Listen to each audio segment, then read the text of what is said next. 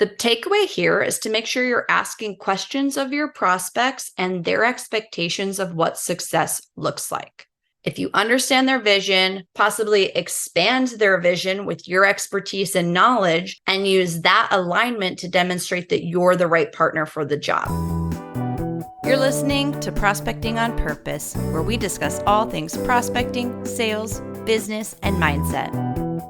I'm your host, Sara Murray, a sales champion who's here to show you that you can be a shark in business and still lead with intentionality and authenticity. Tune in each week as we dive into methods to connect with clients, communicate with confidence, and close the deal.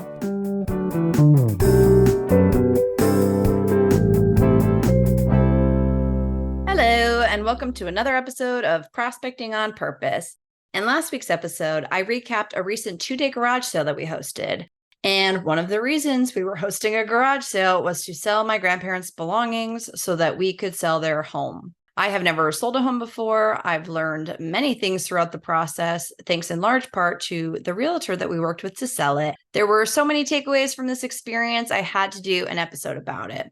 The relationship with the realtor and the buyer or seller must be consultative to be successful. It's complicated. There's a lot of money on the line. It's emotional. It's something we don't do every day. So being able to trust and lean on your agent is important. The experience of selecting our realtor translated so beautifully to the importance of prospecting and how you open the sale sets the tone for the rest of the sales process. There are many parallels regardless of what industry you're in. So for this episode, I'm going to share 4 lessons that I pulled from our experience of selecting our realtor and the prospecting takeaways from it. Just for context, I know there are a lot of real estate agents that listen to this show. The asset we're selling is a 4-bedroom, 2-bathroom home in amazing condition, 1,900 square feet on a 10,000 square foot lot in a suburb of Los Angeles, California, about 15 miles east from downtown LA. And at the time, selecting from a pool of realtors in the area and trying to wade through reviews online, it was overwhelming. So we took a shortcut. My best friend, Gemma Glisson, is a realtor based in Salt Lake City. So I reached out to her to see if she could help us narrow down the options for us. She researched local real estate agents. She selected 2 that she vetted, spoke with, and thought would be a good fit for us and our needs. So a bonus lesson here is to lean on your network for support. Agents pass one another referral fees. So even though it felt like we were asking for a favor, it was a great experience. It was a win for Gemma. It was a win for us. And it was a win for the agent that we selected.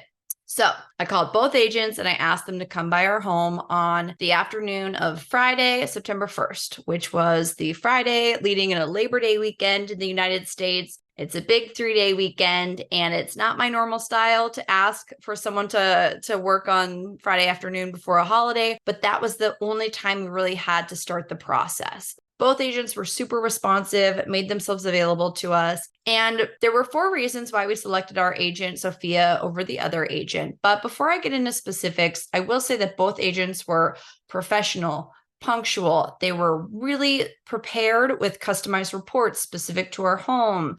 They left everything with us. They were very open, trustworthy, and they both had this air of relaxation about them and confidence that they were going to be the right fit for us. So I think we would have done great with either. Both people were people that you'd want to be friends with and felt like part of a teammate. But I am going to tell you what tipped the scales in favor of the agent that we selected, Sofia de la Vara. And as I go through these, think about how you can apply this to your business and your prospecting. First, she was open with her resources. We walked the home and the property with Sophia, and as we were going through it, she would point out things to fix and what we shouldn't spend our time and money on. But one of the biggest things that set her apart was that she had a lot of very specific and local companies that would be great resources for the tasks we had to do. From large to small, right? Go to this place down the street to fix these screens. The painter can paint the exterior and the baseboards at the same time. Use this quartz guy, they can cut it on site. Over here at this location, you could buy exterior bark by the scoop instead of having to buy the full bags. Those were valuable pieces of information to us. Did you know that you could inexpensively reglaze a tub and it would look like new?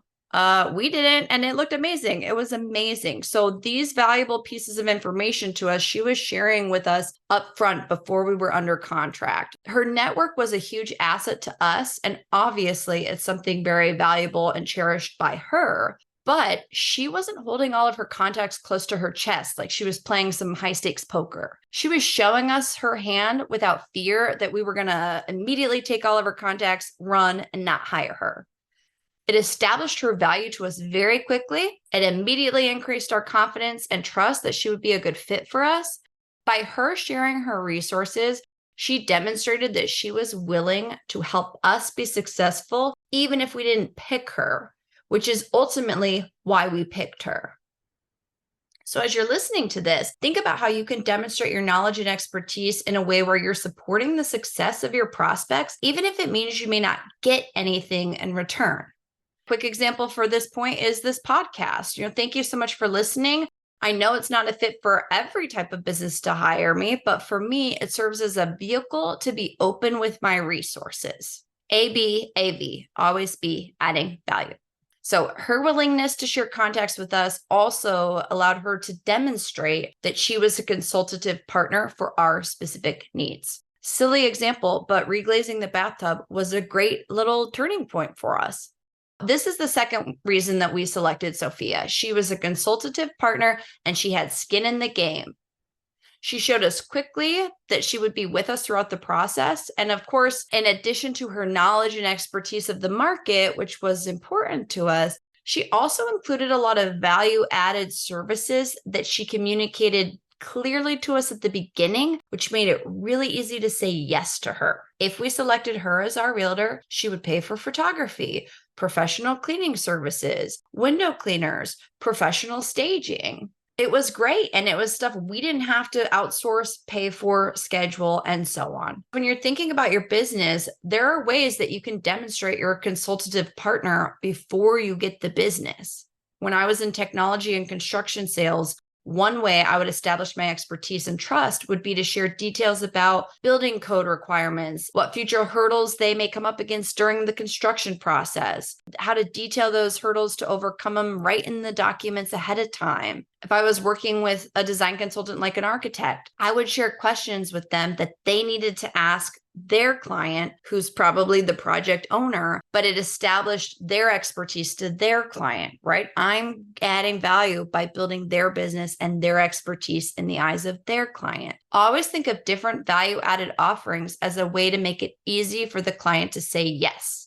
And I would almost call these like program offerings. Could it be extended warranty, flat rate shipping program? Maybe you have a dedicated customer service line once a client hits a certain price threshold. Maybe it's something as simple as offering a single point of contact if they need support. Find ways to peel apart and offer different value add or program benefits and communicate that ahead of the sale. The third thing that really started to differentiate Sophia over the other agent we interviewed was that by offering all of those value-added services and pointing out things we could fix during our walkthrough, she understood, based on our responses and our questions, that we were willing to do the work, as was she. We had the time allocated, right? We had structured this time to prepare the house for sale. We had the financial means, we had the physical stamina, we had the construction experience, and we had the willingness to quickly update this home to be ready to sell to get the most money possible. The second agent shared some things with us that we could update, but she told us we didn't need to invest in certain things. We didn't need a stager.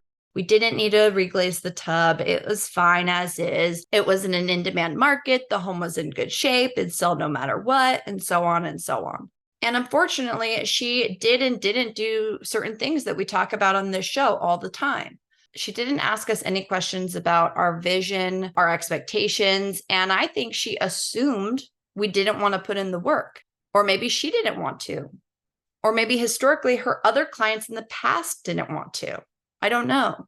We are Murrays. We go big or we go home. And she didn't seem to want to collaborate on that piece of it, which was really important to us because that upfront work, that upfront money. We put in that effort and we got, an extra 10% price on the sale of our home. And in Los Angeles, California, 10% is close to six figures that we would not have gotten had we not put the work in. The takeaway here is to make sure you're asking questions of your prospects and their expectations of what success looks like. If you understand their vision, possibly expand their vision with your expertise and knowledge, and use that alignment to demonstrate that you're the right partner for the job.